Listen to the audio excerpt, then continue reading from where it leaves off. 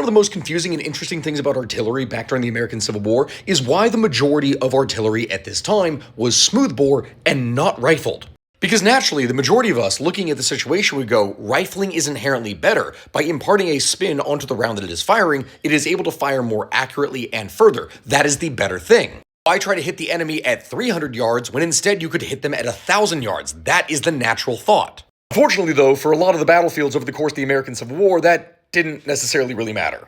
Despite rifled muskets being significantly more common by this time, infantry battles were taking place at much closer ranges. The reason for that being that even though, yes, technically speaking, you could hit the men further away, simultaneously, because of the hills and forests and everything that were so common throughout the United States, this meant that oftentimes you weren't going to see your enemy from 300-400 yards away. You were going to see them when they had just crested the hill 150 yards in front of you.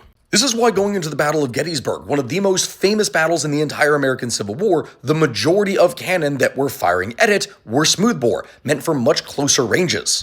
Of course, Gettysburg and a lot of the old battlefields of the Civil War don't exactly look how it is that they did 150 years ago. But they could, and that's exactly what we're trying to help.